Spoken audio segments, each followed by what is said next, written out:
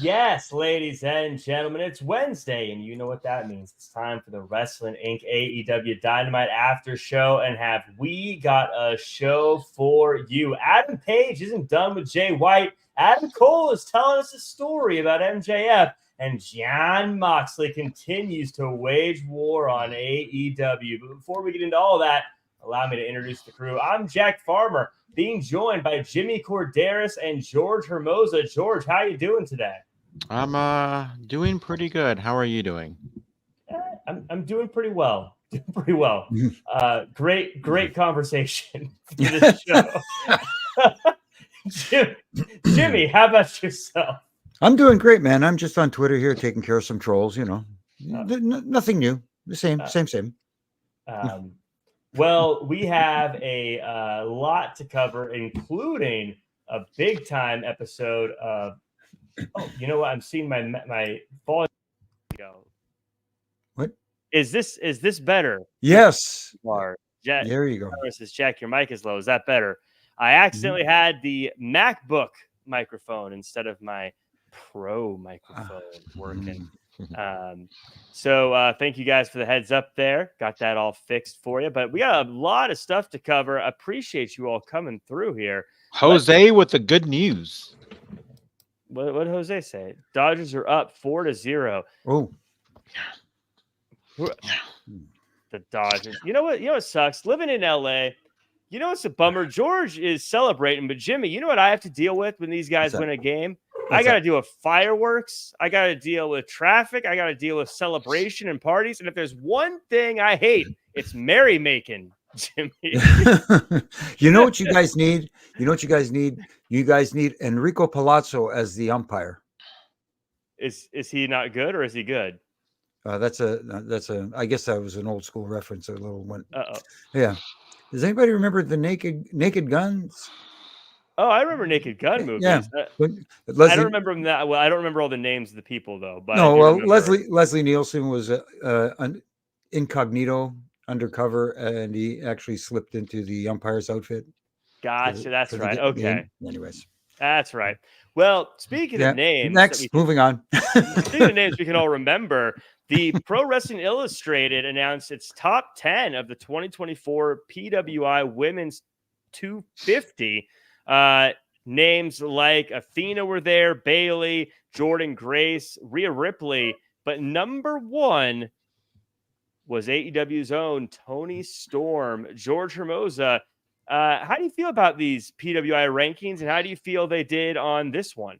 I'm going to be positive on this one, just because it's always fun to talk about it. There's always you always want to know who number 250 or 500 is, and you always want to know what number one is. But this is such a cool thing because the PWI Women's Top 50 did not exist like 5-10 years ago, and just that goes to show you how much the women's wrestling has evolved in so many ways. So the fact that we have a Toni Storm, or Rhea Ripley, even like a Becky Lynch or Bianca Belair, any single one of them can make a strong case to be number one. So this isn't a knock on anybody. It just goes to show just how great women's wrestling has evolved and how fantastic it is. We saw it last on NXT. We saw it tonight on AEW. But yeah, Toni Storm being number one, it should mean a lot because, like I said, considering women's wrestling is at its absolute peak, to be at the top when women's wrestling is at its peak is a great accomplishment. Yeah, Jose says, I'm okay with Toni, but Rhea Ripley, also someone who could be in there. I agree with George. When I look at these kind of rankings, I always say I like to think of them, Jimmy, as just a way to sort of shout out and give credit to people who have done a lot of hard work and done a lot of good things over the years. I don't necessarily pick apart who's number 3 versus who's number 4 and that kind of stuff.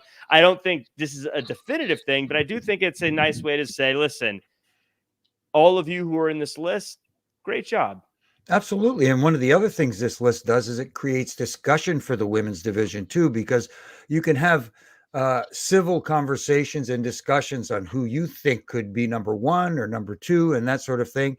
And looking at the list, you can't really argue any of them. I mean, you can maybe flip-flop a couple of names here and there, but that's all subjective too. But like I said, at least it gives the women some recognition. It gives people and fans a talking point, something to talk about. And there might be some names on there where people go, you know what? I never really paid attention to so and so. Maybe I should keep an eye on her.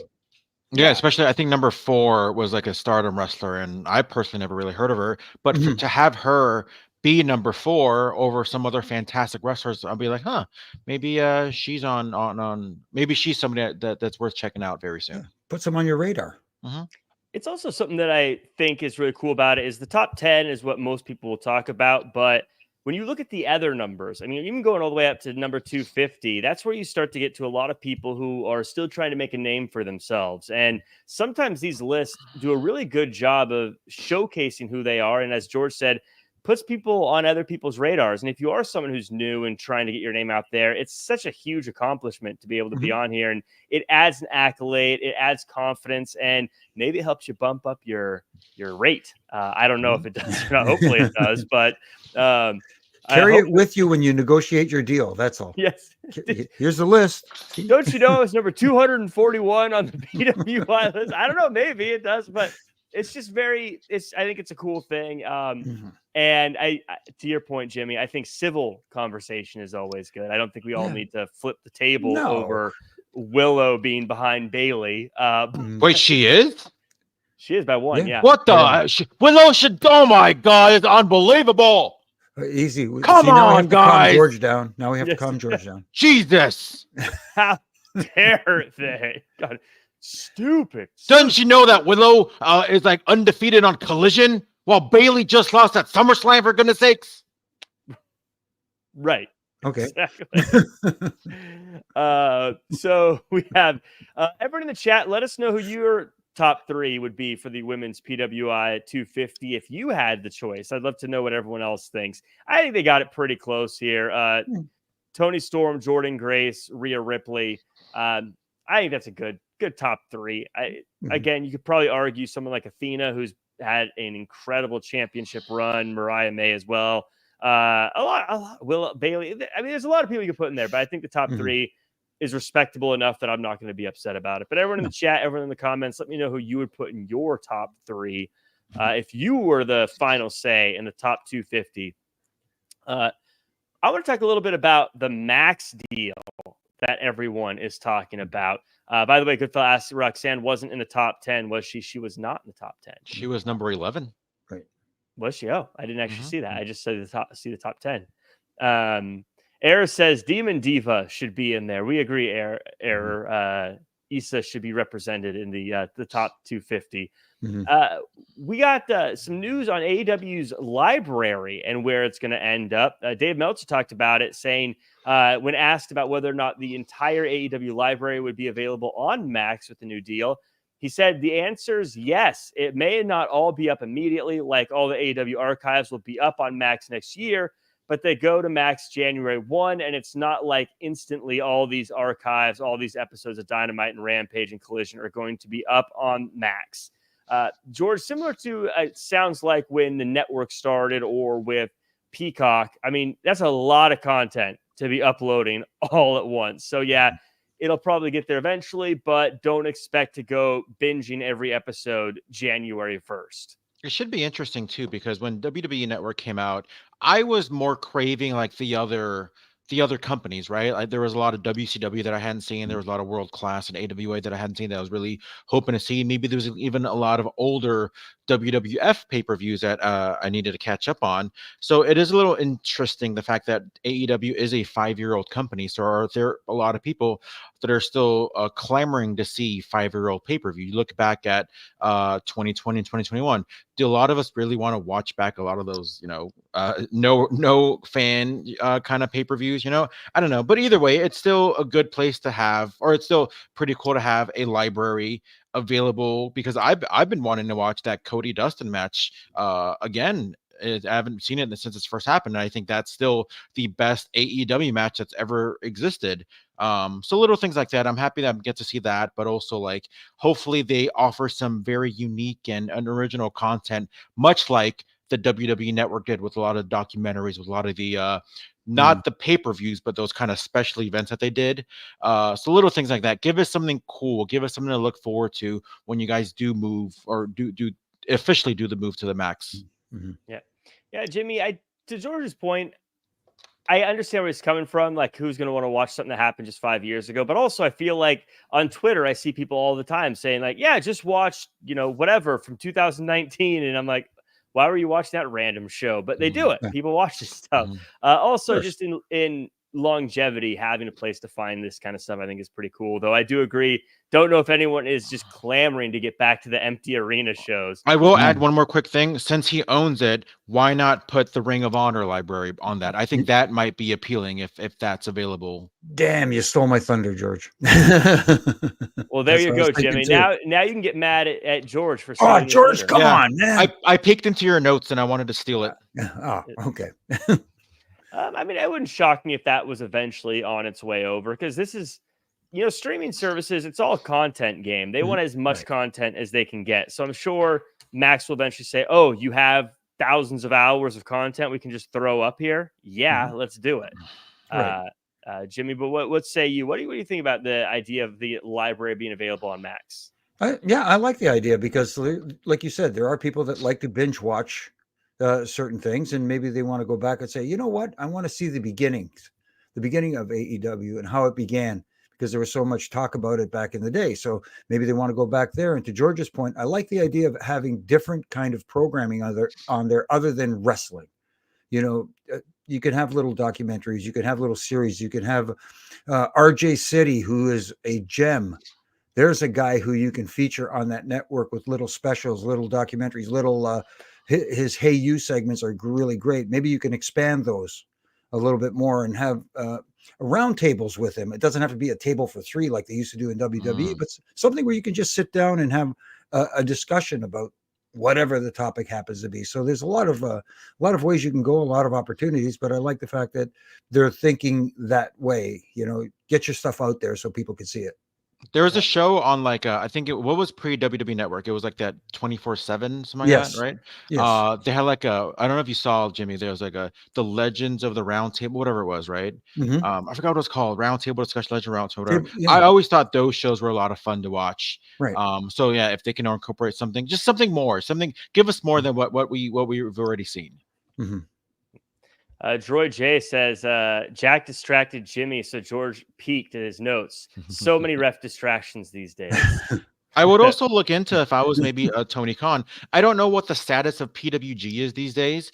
They haven't had a show in a while, but there is a lot of AEW talent that went through PWG. I think it'd be pretty neat if they bought that library, and maybe I think that might be interesting for a lot of fans to see. Or just work a deal out in some form or fashion to air their stuff on there. So we talk about this deal here and stuff that may not be available on Max. They're talking about AEW Rampage and Battle of the Belts. On Sunday's Wrestling Observer Radio, Dave Meltzer stated that Rampage isn't expected to continue much longer in its current form, though it's unclear whether the show will run through the end of the year. As for Battle of the Belts, Meltzer stated the special wasn't included in the deal, and while it wasn't for certain it would be done, the expectation is the specials would also be ending. Jimmy, I don't think this is a shock to anyone. I don't think too many people are super bothered about the idea of Rampage being gone. It reminds me a lot of it. We talked about before. Rampage reminds me a lot of those weekend shows that WWE or WCW used to have, where it felt like one would come out, it'd be on for a few years, it'd get canceled, and then another one with a new name would come out with a name, different name, same kind of thing. Thoughts on Rampage being done? Like you said, it probably won't be sorely missed, unfortunately, but at the same time, perception is reality. And when one of the shows go away, people who notice these kind of things go, oh, why did it go away? There had to be a reason. Obviously, people are not watching. That's the first thing that'll pop into people's minds. So if they could come back and maybe eventually come up with another show that they could air in some form or time slot that is mutually beneficial for them and for TBS, I think it'd be good, or TNT, wherever they want to air it. Still, at this time, with everything moving to Max, like you said, with the pay-per-views moving to Max, that is, maybe, for now, still TV is where the money is. Right. Although streaming services, it will be the future. It's just not the top dollar yet, unless you get Netflix deal, but that's a different story. Yeah. George, thoughts on Rampage and Battle of the Belts potentially ending? Battle of the Belts was one of the biggest waste of just TV time in general. I mean, it's called Battle of the Belts, but I think there's only been like one title change in all the 10, 11 shows, and then we're going to see another Battle of the Belts, maybe even the final one this upcoming weekend. What I think is actually kind of interesting, just because there's a lot of chatter going on about Rampage kind of getting repositioned or renamed as the Shockwave show, maybe on Fox. I think this is kind of a little under the radar. I don't know if anybody noticed, but for like the last 5 years, there was a show in like Fox in Mexico in Deportes that covered the WWE. Now there's like the same host now is covering the AEW. So maybe that's kind of a sign of things to come, of maybe building a relationship with AEW and Fox. So I think that things like that might is a little interesting. If it does get renamed to like a Shockwave and does end up on Fox, make it mean something, because if we all know, there was once upon a time where TNA was once on Fox, and look how that turned out. But yeah, I mean, if it offers something unique, great. I love it. Battle of the Belts, I like the concept, but it took really quickly for it to not mean anything. So I just want it to mean something, and if it does, and I'm very much so going to be looking forward to hopefully it moving to like another network. Yeah, those Battle of the Belt shows, I think, are a lot like when WWE did like Smackville and stuff like that, where there's like probably some kind of deal internationally. And sorry, I don't know if you guys can hear my dog. Is someone must be outside, and my dog's giving him the riot act. But but we got some comments in the chat. Laura Rock says her top three for the women's PWI would be Rhea, Becky, and Paige. Carlos says Tony, Rhea, and Tiffy would be the top three there. So Tiffany, and within 3 years is going to be number one. Yeah. Or within 5 years is going to be the number one. And keep an eye out for Chelsea Green. No, you got to say it right, Jimmy. Well, okay. Chelsea Green. I can't say it like that. Yeah. I'll just say real quick, we are taking donations or super chats to continue the Wrestling Inc. karaoke. Yes. Oh. We don't sing for free. Just throwing it out there. Nope. Steven says the pup making a run in. She's about to. But speaking of the chat and everyone else, I want to thank you all for being here. I want to thank you guys for joining the show. Please like, comment, share, subscribe, 5-star review on Apple Podcasts. And if you're lurking, appreciate you lurking. But if you're in the chat, as always, I want to say thank you for being one of our co-hosts here, whether you're I Am Error or Danny Cochran, Carlos, Ethan Cruz, Sean Ellis, Adonde, Beer Money, Jose Topete, and Max Feldman, Donnie De Silva, Error, Goodfella, and Danny Cochran asking, what's the dog's name? Her name is Brie Provolone Munster is the dog's name. So named after cheese. Okay. Let's talk about this. So my dog's a rescue, and originally was a foster. So the idea is you keep the dog in your house until someone adopts them. And they said the name is Bree, and so I didn't think I was going to keep the dog, so I didn't change the dog's name. And then I had the dog for a while. And then I said, you know what? This is my dog now. No, you're not taking it back. But at that point, the name was already there. So I was like, okay, well, that's the name. There's no story behind the name. It's the name stuck. So I said, if we're going to call her Brie, though, she's going to be named after cheese because I like cheese. So let's talk about, as Droid says, foster fail. So yes, being a foster fail is a good fail. Let's talk about Adam Cole, baby. Adam Cole is doing things on his own, and he needs to deal with MJF. Adam Cole says MJF's fake. He's evil, and he doesn't care about anyone other than himself. Cole wants vengeance, but MJF says he isn't going to let him have it ever. Jimmy, seems like they are clearly moving on from the devil aspect of the story, moving on from the Undisputed Kingdom aspect of the story. I want your thoughts on this whole situation, but something that was interesting to me, though, is Adam Cole said he spoke with Roddy, Mike, and Matt. Wardlow's name unmentioned. Is this something or is it nothing? I hope it's something, but again, how many times can they drop the ball with this guy? I mean, this guy had it all. They had this guy hook, line, they had the fans hook, line, and sinker with this guy. And he got Wardlow how many times? This is going to be a new wrestling term. What happened to that guy? He got Wardlow, you know. But for Adam Cole to say that he's gotten the blessing from them to go out on his own and take care of business with MJF, it's interesting because returning at the pay-per-view, and you know he was going to get a massive reaction, positive reaction from the crowd, which he did. We saw it tonight. See, that's the challenge with someone returning from an injury like that for so long. People are so glad to see them. You're not going to get the heel reaction that he would have got if you would have kept him heel, so to speak. So it only makes sense since MJF has gone the heel route in his return, and those two have a history together. Why not? I thought the promo he cut, he spoke well. I mean, he didn't flub any lines. He said it with passion. I like the idea of MJF sitting smugly in that chair, sipping a little bit of wine. I like that look, but I'm curious to see where this goes. I want to see where it goes before I pass a judgment. I know this is a line that I've used before, but I'm a wait and see kind of guy.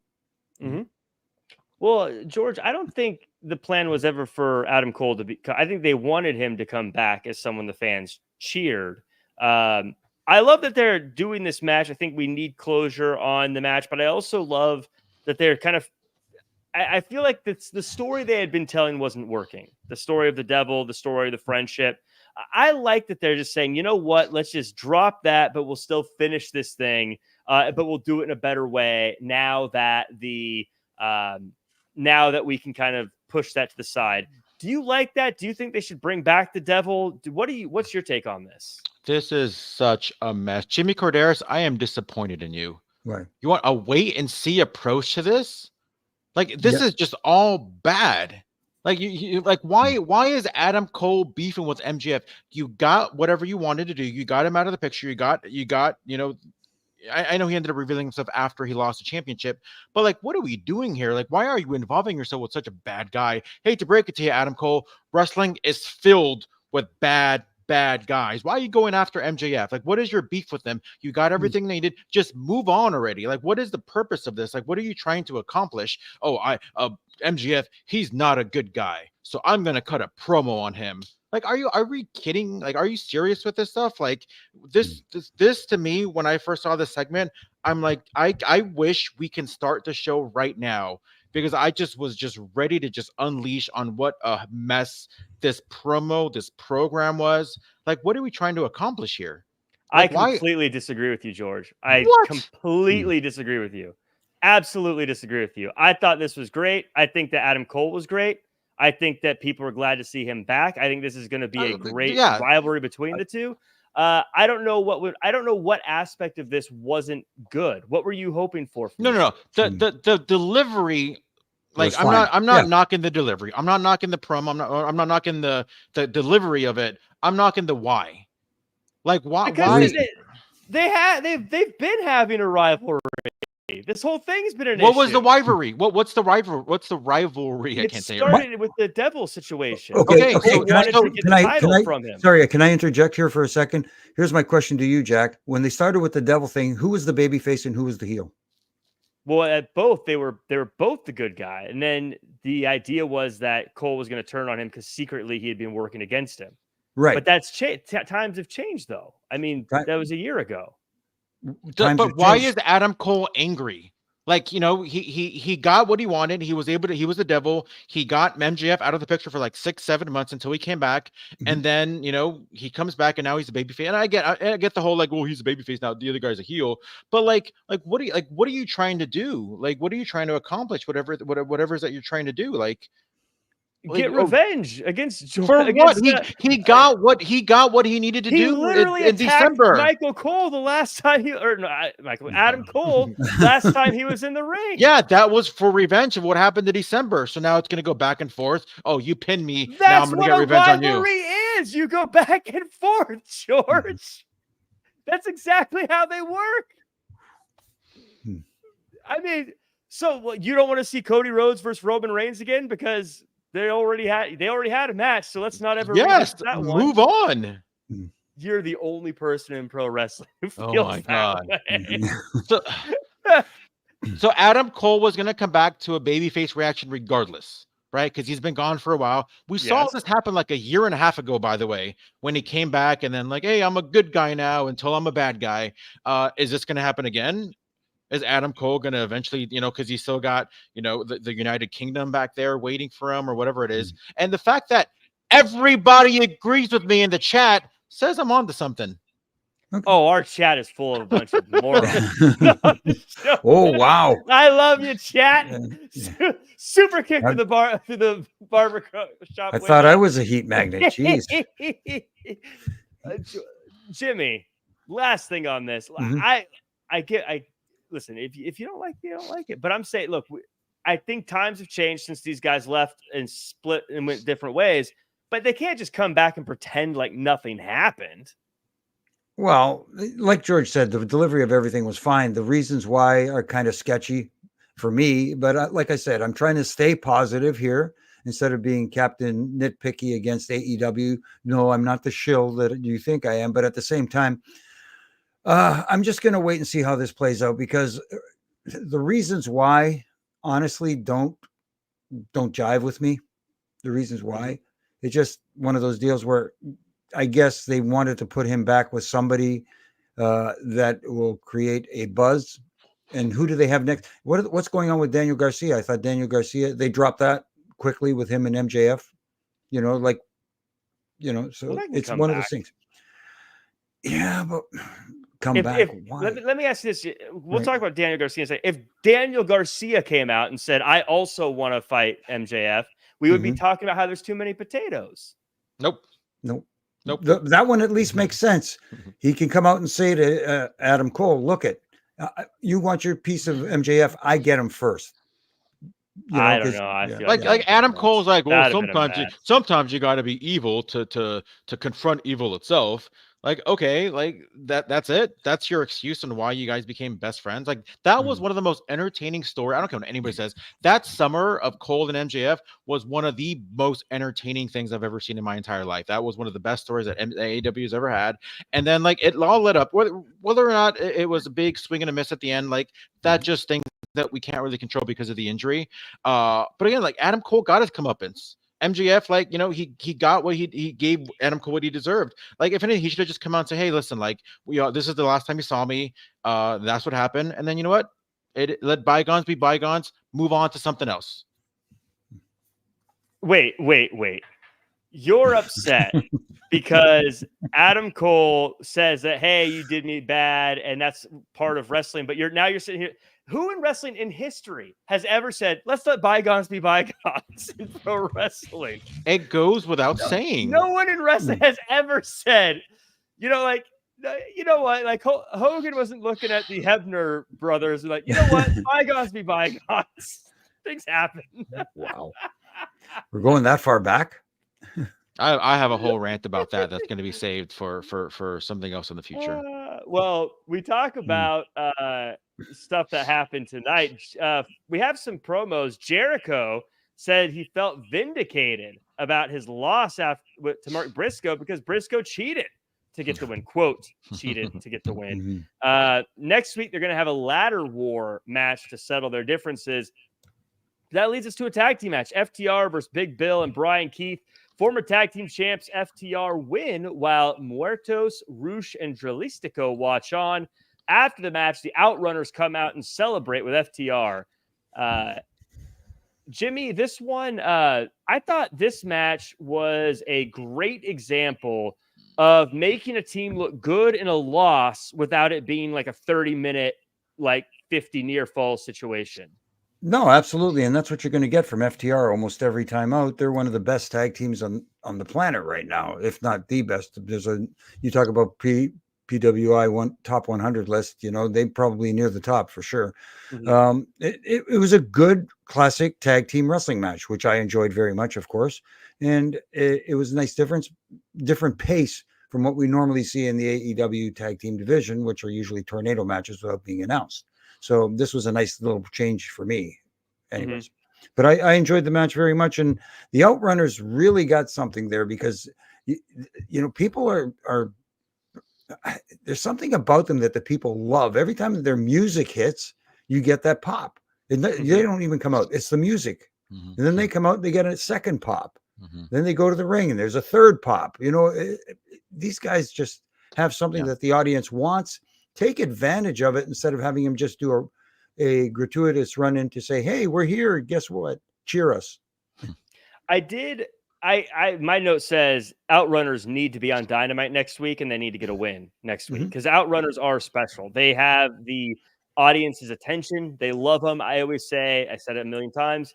They're a team that walks out and you get it right away. Mhm. Like, okay, I get who these guys are. They have energy. They're fun.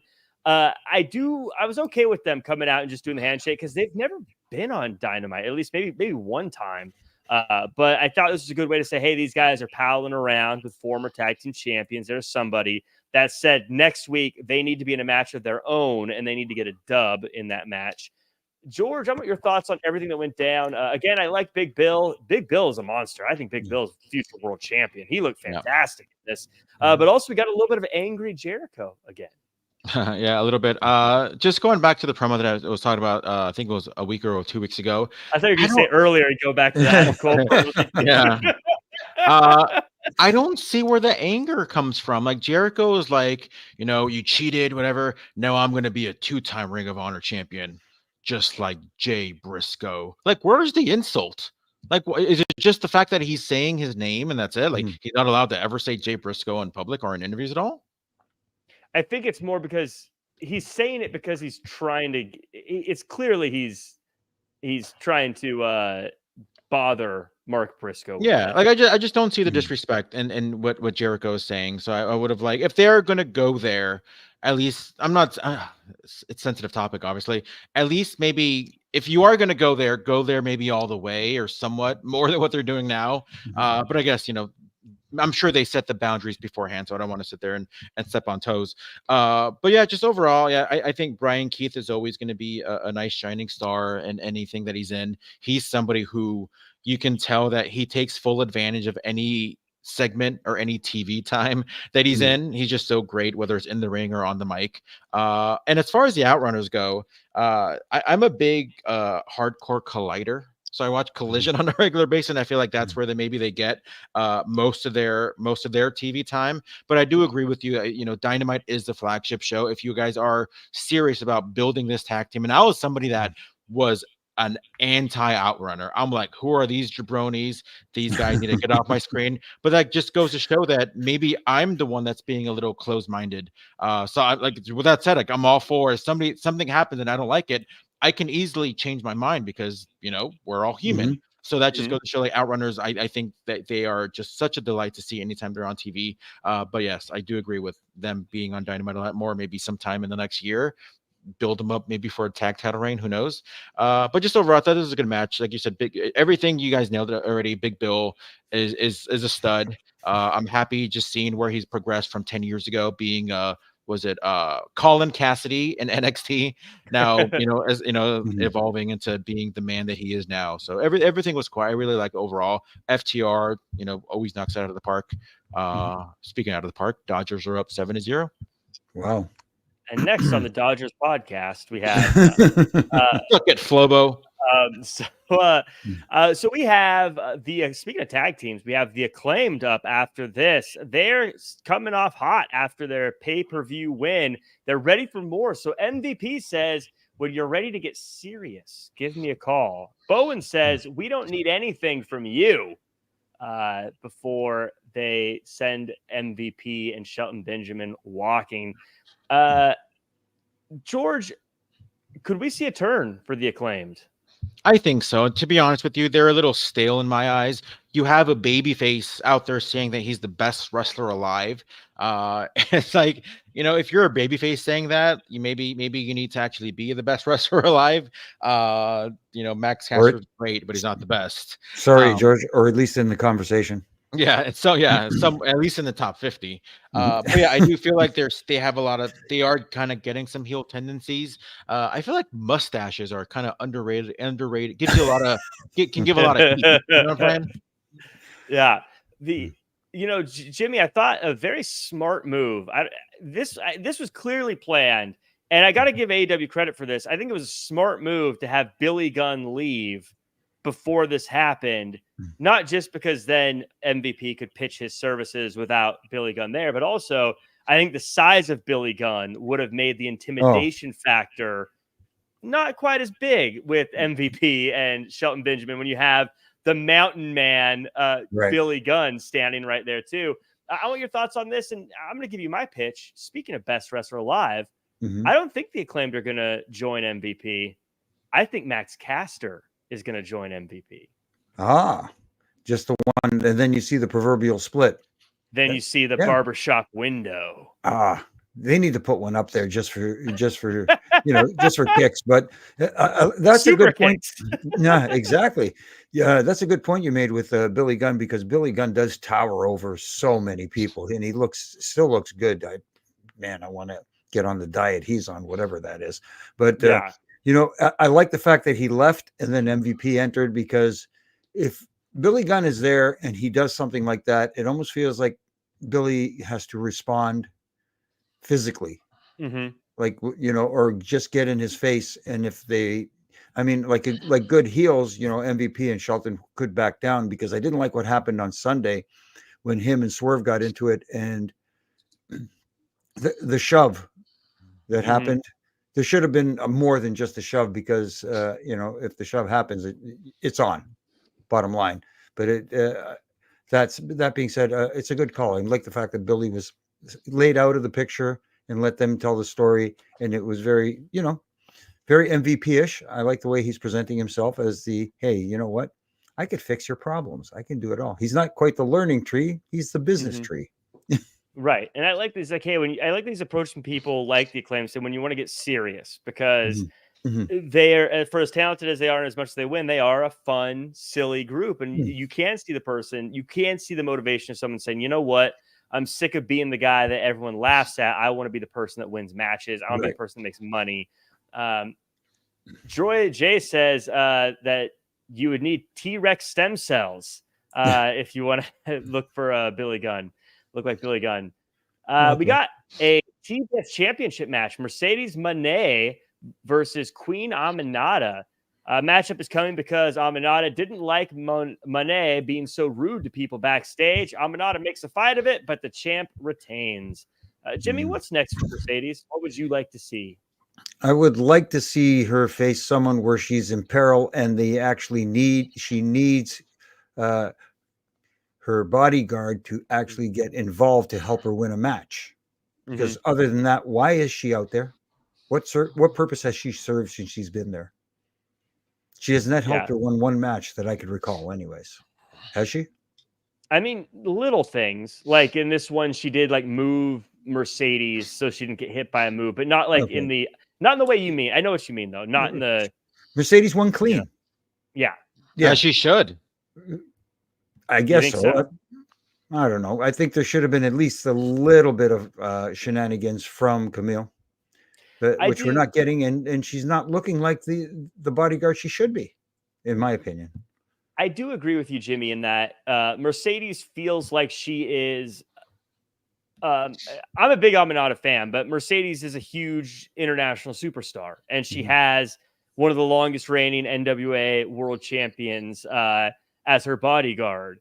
So Aminata, who's been on Dynamite, I think 3 times, like it doesn't feel like Mercedes is in peril.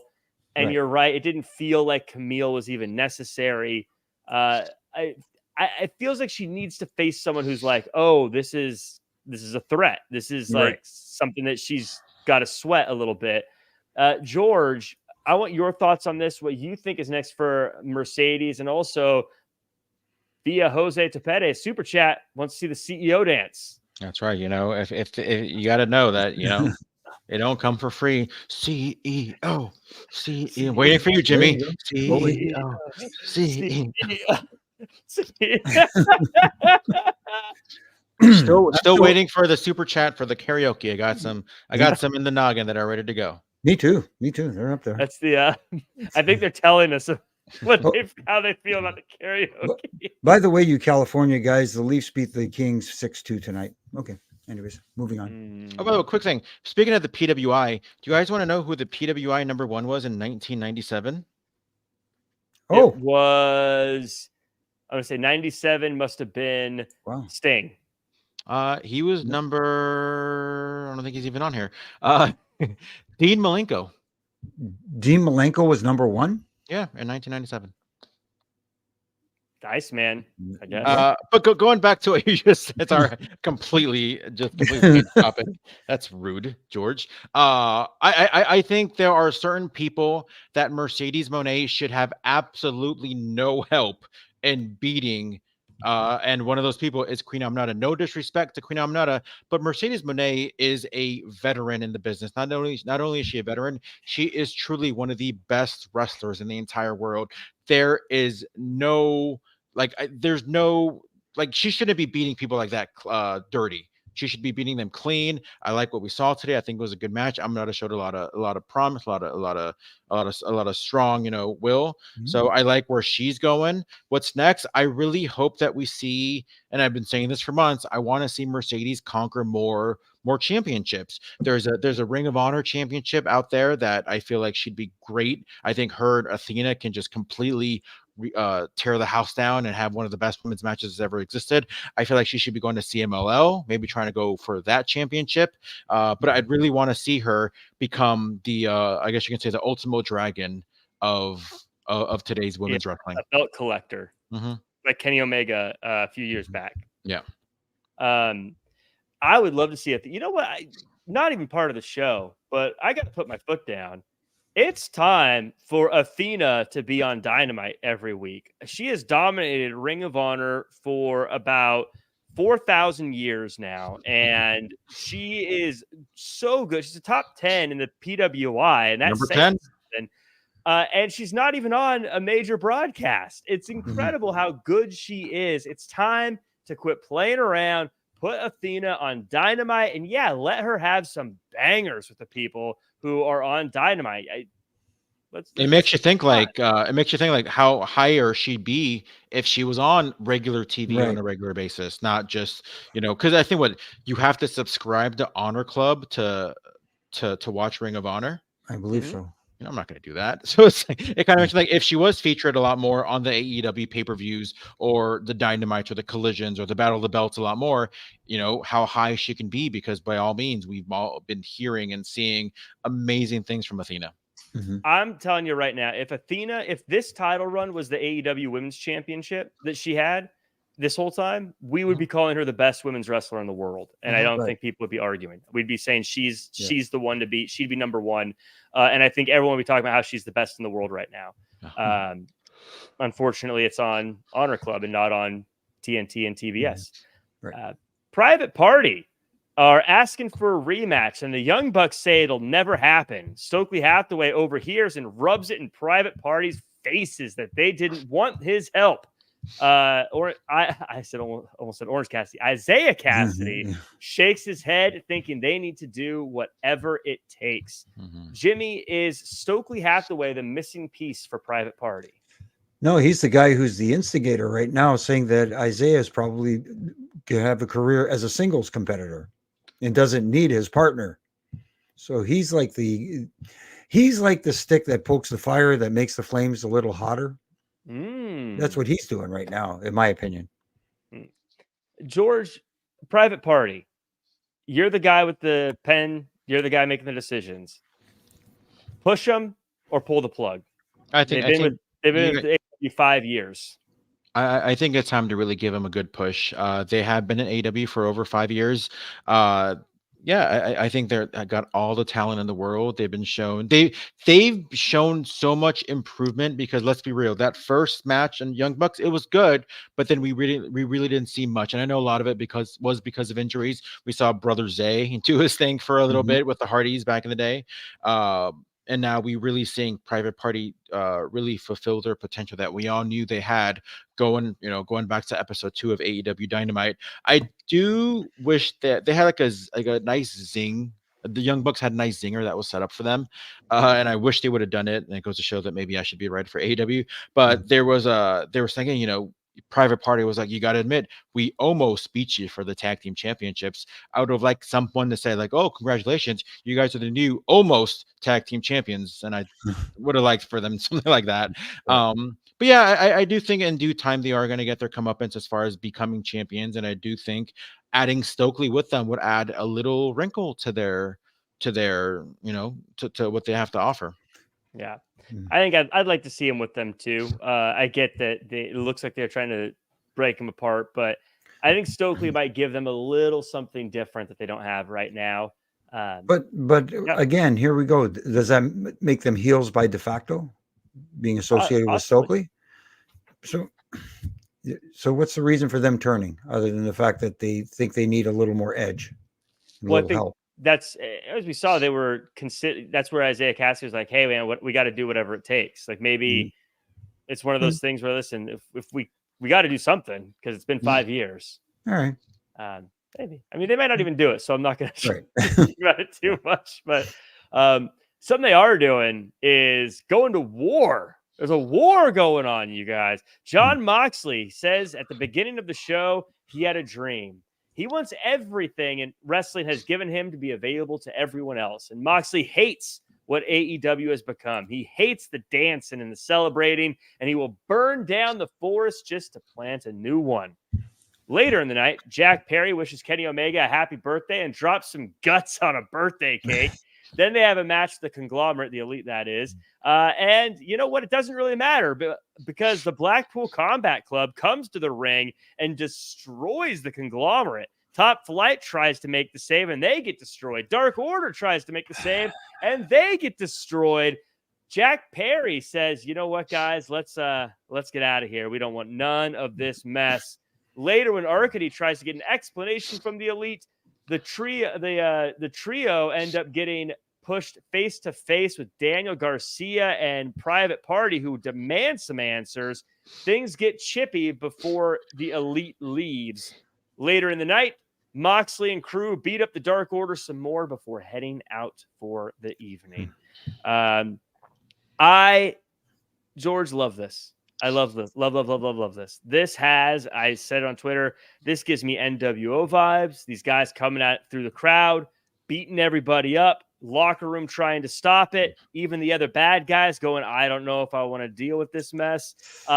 This to me is cool. I love it. I hear Jimmy sighing, but I love it. And Jimmy, I'm going to wag my finger at you in a second. But for now, George, I'm going to you. What was it, like a year and a half ago, 2 years ago, when Jeff Hardy first came out, he, Matt Hardy and his team, his people were getting the beatdown, and Jeff Hardy's music comes out, and he made sure to stop and then do the Jeff Hardy dance before making the save. And that was the biggest, just, because we're baseball theme, that was the swing and the miss moment of that night. And I say all that just to say, tonight we saw a moment that pretty much beat that forever and ever. The swing and the miss. Oh, that is not true. What do you think I'm talking about? About how long it took people to come out? Not at all. Nope. What the hell was Action Andretti doing in there doing a handspring back? Thank elbow? you. Like, are you kidding me? Oh man, everybody's getting beat down to a pulp. Let me do a handspring back elbow. But he got wiped out doing it though. So it's why are you doing it to begin with? It's a fight. It's supposed to be a fight. If you got into a bar fight, what are you going to do? A handspring off the bar? But that's why he got beat up. But that's why it failed. If it hit, I would have been with you guys. But he shouldn't have done it in the first place, Jack. He shouldn't have done it in the first place. What was the first? Of course, he shouldn't have. That's good. You got beat up. Oh my goodness. When he did that, I'm like, oh, are you kidding me? Action. I did it. I did it. Come on, action. George, I did it before that when he ran, whoever it was, ran down and went to the top rope to do this twisting, whatever, flippy thing. I mean, right from there, I went, why? And I mean, don't get me wrong. I'm happy that Claudio just was like, what the hell are you doing? Boom. But I was just like, oh my God, like, really? That's your first instinct is to do a handspring back elbow in this like literal war that the BCC declared? Mm-hmm. Yeah, and he got wiped out. Again, if it hit, I would have said, yeah, that was silly. But he got wiped out. I think the point of this was to show that the way these guys do things isn't working. And when they try to do their back handsprings or their jumps from the top rope, they're just going to get plucked out of the sky, choked out, and beaten up. And that's exactly what happened to them. That just shows me that these guys have never been in a brawl in a schoolyard. That's all it shows me. Although, just to kind of lighten the mood a little bit, because I feel like there's a little bit of tension going on, so thick that we can cut it with a knife. You know what? I'm with Moxley, and I'm breathing war, and I'm cutting down trees, and I'm napalm death. I don't know what he said, but it sounds like a heavy metal cover. There was one interesting thing he did say, though, that he said he is the one responsible for all of this, taking away maybe any speculation that there's somebody else behind this. That there's a higher power. Right. It was me, Moxley. But we all know what the moment of the segment was. With John Silver running after the car. Yeah.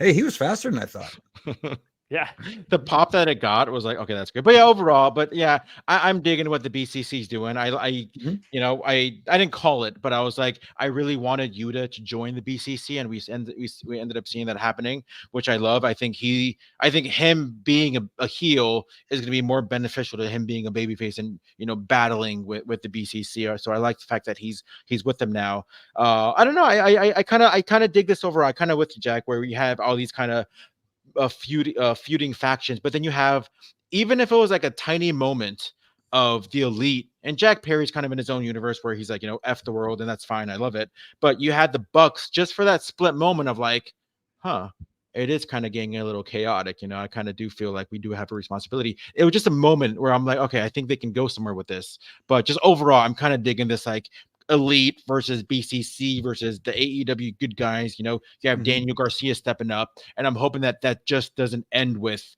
him and Jack Perry, which looks like what they're leading up to. But I like getting a lot of these people involved that maybe haven't been involved in these kind of serious battles, like a Private Party, like a Daniel Garcia. So I'm really looking forward to that part and seeing what stupid move that somebody else is going to do in the midst of a war.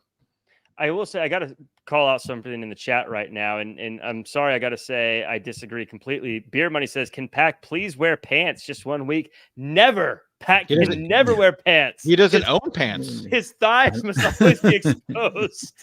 But Jimmy, of course, I there's a lot to break down here. Again, I love this. There's a little thing too that I noticed that really stuck out to me was in that opening video package. John Moxley says that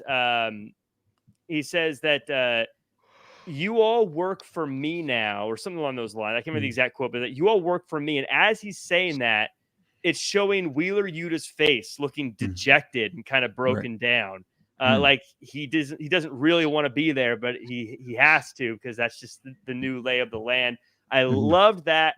I love the breakdown of how now there are multiple things happening.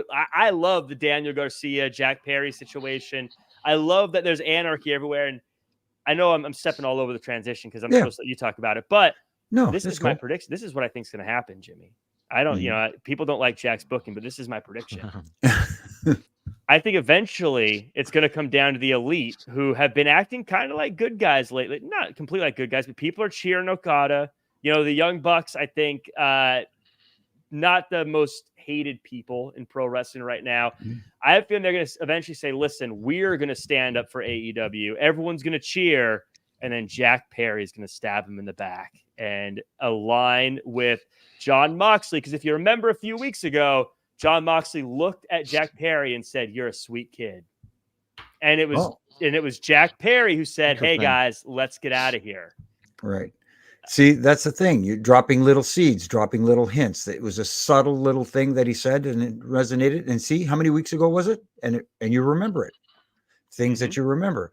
And I like like you said, the little nuances. I like the fact that people are trying to come to the aid of AEW and battle this BCC faction that's out of control and dominating everybody. It's just the little things matter to me. Like, make it look like it's a fight and that sort of thing. And the other thing that really I wasn't a big fan of is when Daniel Garcia got in everybody's face and Jack Perry stepped up to him and like physically put his head to his head. Heels don't do that. Heels don't do that. You know, he should have been more like a step in front of the Bucks, like to protect them, but actually usher him away. Okay, guys, let's go. It's almost feeling like Jack Perry's in control of that group right now, and which I don't have a problem with. Just don't act like you're ready to fight the world, but you want to portray that. Don't get me wrong. You want to portray that you're ready to fight the world, but you don't physically want to show that. Does that make sense what I'm trying to say here? I'm trying to spit this out. I don't know if that's making sense, but that makes sense. Yeah, I know. I didn't like him actually head to head physically touching with Daniel Garcia, because Daniel Garcia should have popped him big time right there. And it does look like we're one step closer to a return of Kenny Omega. So that's going to turn everything up a notch a little bit too. Oh, what the heck was that they poured on the cake? Oh my goodness. Guts. I know. It was kind of gross. I was thinking just from a human standpoint, like, I hope they'll wash their hands after that segment. We're gonna hear about how half the roster has salmonella poisoning. Yeah. Excuse me, stagehand Purell, please. Purell. Yes. We got a Lio Rush for Shelton Benjamin on a Wednesday evening. A dominant win by Shelton Benjamin. Afterwards, MVP leaves Lio Rush a business card and tells Swerve Strickland to finish their conversation that they started at Wrestle Dream. Swerve later accepts. Jimmy, I love this episode, so I'm gushing a lot tonight. But I thought this was actually really well done, this matchup, in the sense that Shelton Benjamin basically dominated. There were a few hope moments for Lio Rush, so it forced Shelton Benjamin to do the cool athletic stuff that makes him so special, but he still gets a powerful win. You're shaking your head, though. What was wrong? So for me, sorry, Lio Rush, you should have got demolished tonight. If you want to make Shelton Benjamin look like the guy he is, that we all know he can be, he got too much offense in for me. There were times where it looked like, Shelton shouldn't have left his feet for him. That's my opinion. I think he shouldn't have. I like the little touches at the end with MVP leaving his business card and stuff like that, but I think he got too much offense, and I think Shelton should have looked like just a complete dominant beast. See, George, I want your take on that, because I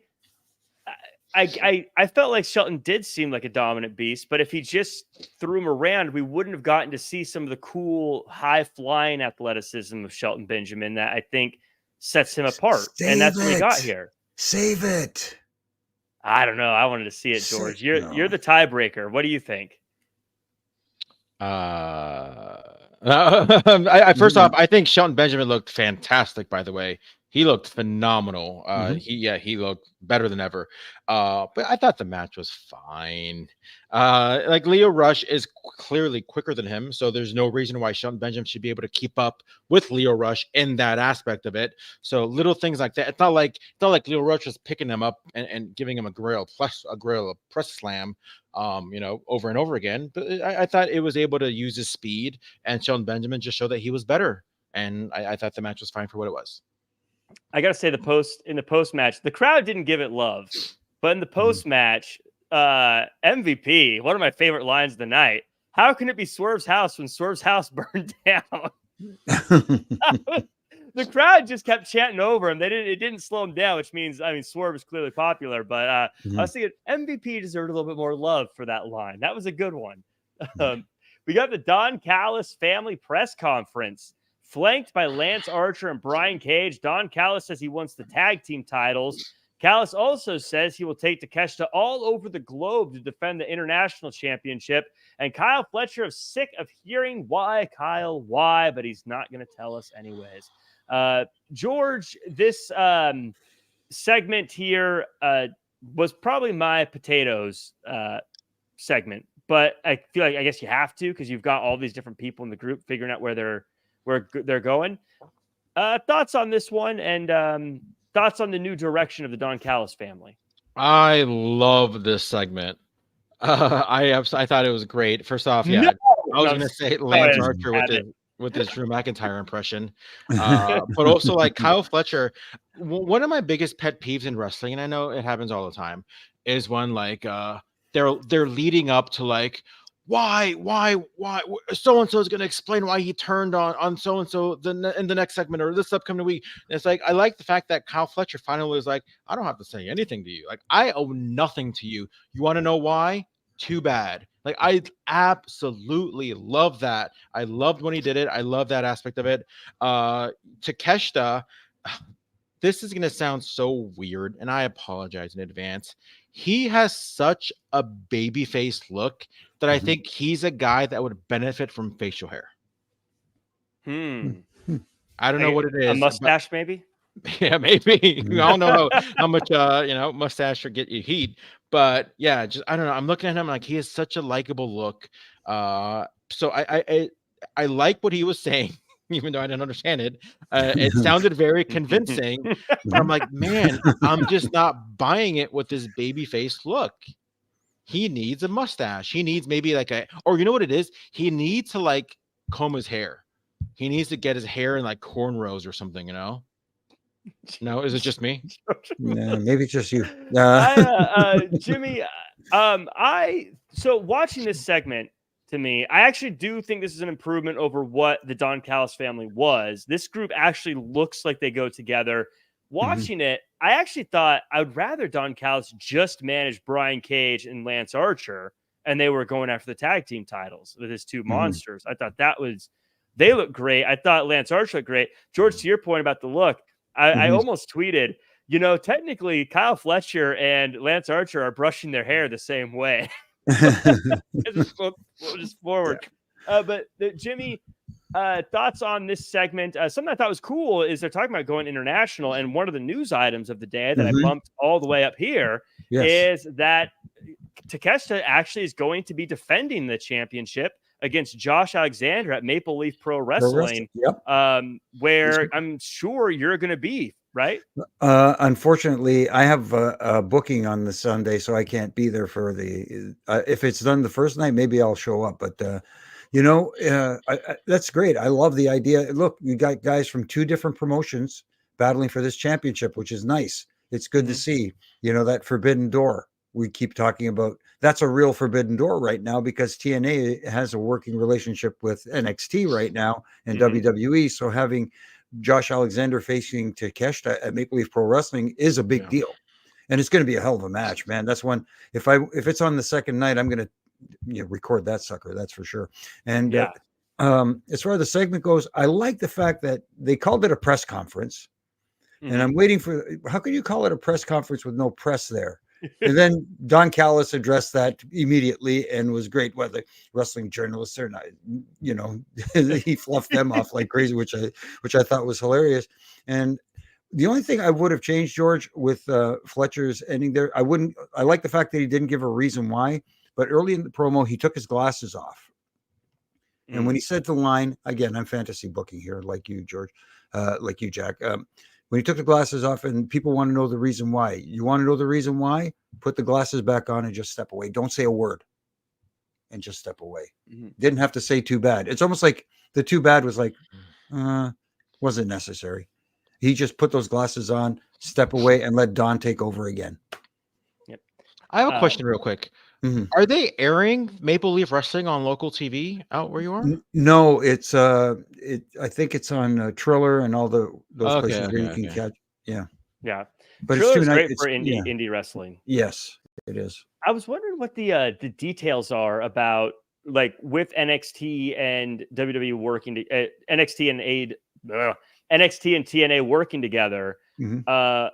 how that impacts what TNA and AEW can do, or if there's any weird contractual things with an AEW guy facing a TNA guy. You know what I mean? Like, I wonder if there's any weirdness there, if it's just kind of like, whatever, like our thing is our thing, your thing is your thing, forget it. Maybe it's just that as long as it doesn't happen on AEW programming or under their umbrella, because this is kind of like an independent thing. So maybe that's the okay. My final thing here is, George, you and I have gone back and forth on Kyle Fletcher a number of times. By the way, he's always bigger than I think he's going to be. He's almost as tall as Lance Archer was. Yeah. I think he's like 6'5" or so. Surprisingly.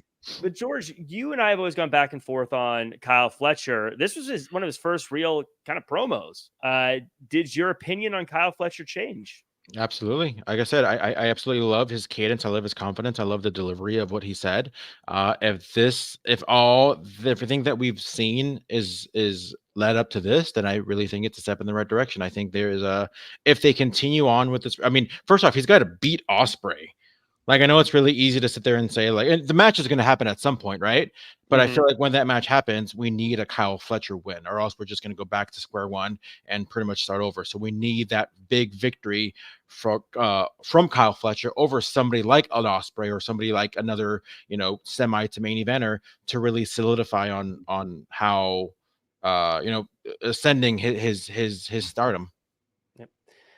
We get to a couple of ascending stars. Mariah May has a promo where she talks about, why is Tony Storm on the cover of a magazine? And why aren't journalists asking me questions? I'm the champion.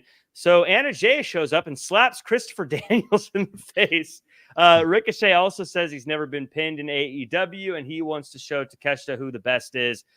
George, any takeaways from these two promos? Just overall, I think Mariah May is somebody who knocks it out of the park every single time, whether it's in the ring or whether it's on the mic. I think she is vastly, incredibly underrated on the mic. And if you think that she's good, I think she's a lot better than most people think that she is. And I think she is phenomenal.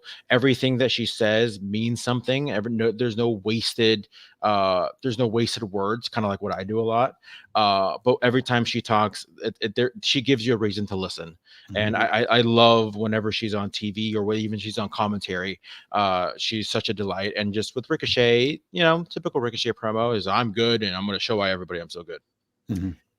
Jimmy, the one, I like Tony Storm. Of course I like Tony Storm. I like Mariah May as well, obviously. I do feel like we know Tony Storm versus Mariah May is coming, and I feel like that's kind of hurting her a little bit right now, because it feels like everything else is just killing time until Tony Storm comes back. I want your thoughts on that, on Ricochet. And also, I just got to say, something about the way Nigel delivered his giggle and laugh at Christopher Daniels getting slapped, and then being like, he finally got what he deserved. Like, Nigel's a treasure on commentary. He's a lot of fun. You talk about heel commentary, he plays it to a T, but he plays it so well. The best heel commentary is like a Bobby Heenan. Make you laugh. Those are the great ones, and they do it in a way where he's being a little snide against the baby faces, but at the same time, he makes you laugh. And I agree with George. I like Mariah May's presentation right now. There's a confidence. There's a difference in her confidence now. You can see it. And it really shows now with everything she does inside and outside the ring, especially when she's on the mic, which I enjoy very much. And Ricochet, again, not really exuding a lot of personality, but just saying what he said. Kind of like, okay. I do think that Ricochet is someone who is respectfully better off saying less. I think he's someone who we should see his work in the ring more than we see his work on the mic. And not that he should never speak, but that I think he should be one of those guys that says very little, but when he says something, it means something. Right. Keeps it to a minimum. Right. Yeah. We get our main event, Jay White versus Christian Cage. Early on, the Bang Bang Gang gets caught up with a chair, so they're ejected from ringside, but they drag Nick Wayne kicking and screaming with them. Later, Kip Sabian is there at ringside, as well as Adam Page. The match continues until, again, Sabian gets involved, distracting the ref and allowing Adam Page to hit the buckshot lariat and give Christian Cage the win. Adam Page versus Jay White looks to continue. Christian Cage is heating up. We have we had a little conversation about this one before we went on the air. Jimmy, thoughts on this main event? I enjoyed the match. I mean, Christian Cage and Jay White, they're two guys that can go. Who was, again, it almost felt weird that Jay White was, again, pretty much a heel last week, a babyface this week. It's almost like he's all over the board. And then Juice Robinson and everybody gets ejected during the match. That's usually what happens with heels. So that part kind of confused me. As far as the in-ring work between those guys, I thought the match was good. Mm-hmm. We had a little hiccup, though, I think. Because Jack, I think we talked about this. You mentioned this before we came on the air with Kip Sabian and Hangman. It seemed like they jumped the gun to go into the finish. But the one thing I liked was Hangman realizing that maybe he was there a tad too early, laid down on the ground and stayed out of sight. Mm-hmm. See, that's the mark of somebody who knows what he's doing, a smart guy, before going to the finish. And the finish took too long. Other than that, Yeah, I agree with the end. I think that, like we said before we went on air, and as you just said here on the show, feels like maybe they jumped the gun on that, and then it took a while to get back in place for them to actually do what they were trying to do, which made the end feel very... There was a moment like 2 minutes before the end where I was like, why are we still here? Like, why are we still here? It feels like it should be over right now. I do think that... I feel like Bang Bang Gang are good guys, but we're so used to them being bad guys. It's hard for us to all kind of make that switch. But the way they were ejected was definitely the patriarchy tricked them situation by kind of baiting them. I have a feeling when all is said and done, these guys are going to be good guys and we're going to be cheering for them sometime very soon. George, let me know your thoughts on this one. I was concerned about this because I feel like both Jay White and Christian Cage should have got a win. And Jay White didn't, but I guess Christian Cage did get the win, so it's good. But I don't know. Adam Page and Jay White, I don't know if I want to keep seeing that continue. What are your thoughts? I thought the match was good, like Jimmy said. I just thought the finish was a little wonky, just because you had Kip Sabian distract the ref to allow Christian Cage. Like, it just feels like they're all working together, but it kind of took away from the story of like, no, Kip Sabian's got beef with Christian Cage and Nick Wayne, but you got Hangman and just some of like he interfered earlier. Like, it was just a little weird, a little wonky. It kind of took away a little bit from the match because I thought the match was pretty good overall. I mean, like I said, the match was fine. I think Jay White and Adam Page had a good match at the pay-per-view, and we're probably going to see them go up against each other again soon at that the Halloween Haunt or whatever the Dynamite Fright Night show is coming up.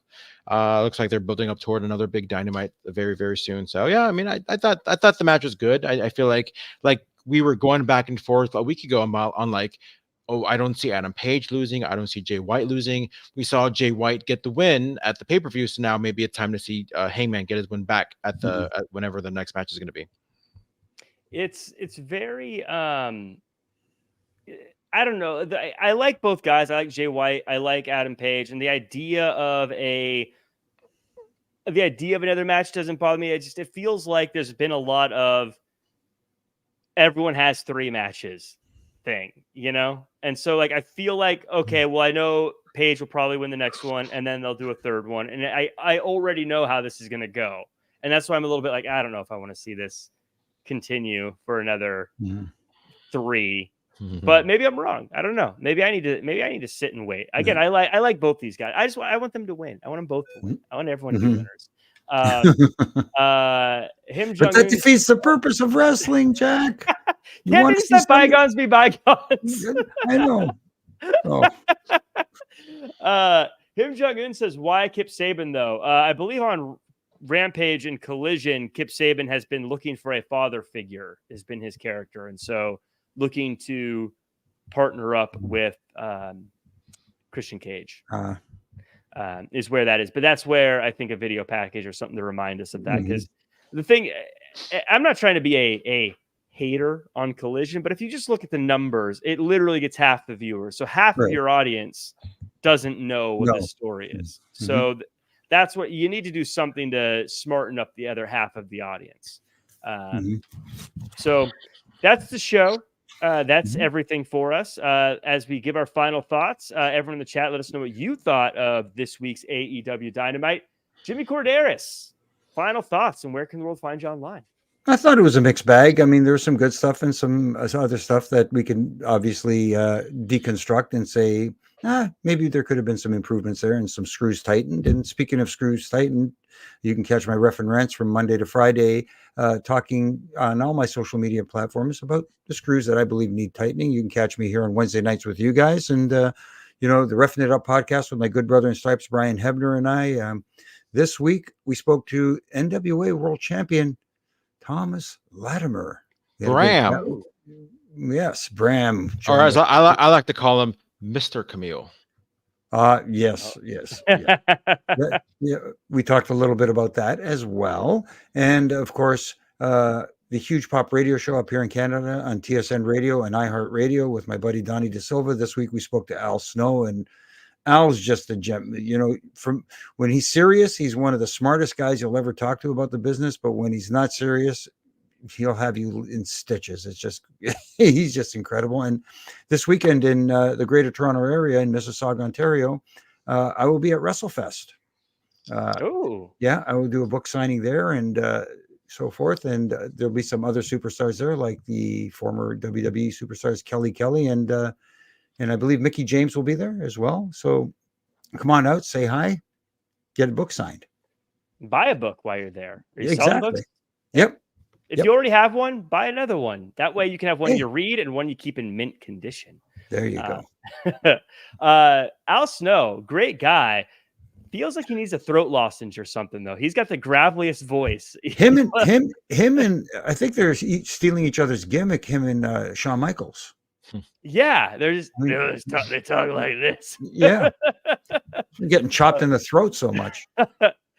George, how about yourself? Where can we find you online, and what are you working on? I got a blank space saved for Jimmy Korderas autograph for his 3-count book. My Life in Stripes as a WWE referee. And I'll write your name. But yeah, overall, I thought the show was fine. I obviously the Adam Cole MGF was probably the most disoriented, I think, segment that we've seen in a long time, regardless of what you think, Jack Farmer.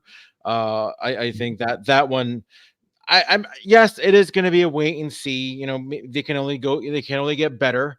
I'm sure we'll see some kind of follow-up on Dynamite, but I think it's going to be a very, very steep uphill climb to make this feud mean something and kind of go in the annals of maybe one of the greatest feuds, especially going back to their feud from last week or last year and their the team and the mashups and all that stuff. But either way, yeah, the why wasn't good. How they did it was okay. Like I said, delivery was fine, but overall, yeah, not bad. But you can find me at Hermoza, GHERMOZA on Twitter and all the social medias. You can follow my wrestling channel on YouTube, The Wrestling Chatter. Got some fun, exciting interviews with some fun, exciting former WCW wrestlers, former WWE/current NWA wrestlers, just all kinds of cool things happening. So go ahead and like, comment, subscribe on The Wrestling Chatter on YouTube.com. Can we tease? We recorded an interview. George, can I say who it is? One you can do. I want you to do whatever you want to do. Well, I will support you. Then first I'm going to say Danny Cochran says we need to add Eric Young to Gravelly Voice. That's true. That's true too. He's had surgeries. He's had surgeries, though. You know what I mean? So there's definitely a reason why the voice is so gravelly. Maybe the other guys have had it too.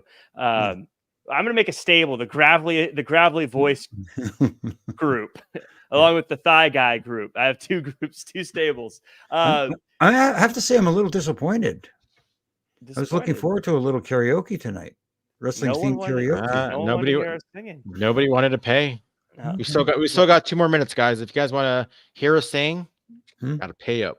Well, I'm going to use those 2 minutes to say you can follow me at Real Jack Farmer across all social media. I thought this was a great episode of Dynamite. I feel like there were some changes that happened backstage, I hear, as far as the writer's room goes, and it felt like this one was a little bit more it felt like compared to the last 2 weeks, I like this one a lot. So I enjoyed it.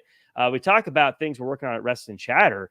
I got to chat with Alex Wright. Oh, no way. We did some dancing. I can't do the Alex Wright dance. That's awesome. Down. It's mostly hips with the Alex Wright dance, but really great interview. Not to brag, but he said it was a great interview and it was different than all the other interviews he's ever done. So you're going to have to listen to it. It was a fun one. I also asked him, hey, how do we get you in a video game? Just like Buff Bagwell, my goal is to get all these wrestlers in the WWE video games, and not just the pieces so you make them yourself, but the actual characters in the video games. You can follow me at Real Jack Farmer across all social media. I think I said that already, but make sure to follow at Wrestling Inc. for all the latest wrestling news. We will be back on Friday to cover all of that SmackDown action. Don't miss it. Until then, I'm hitting that end stream button.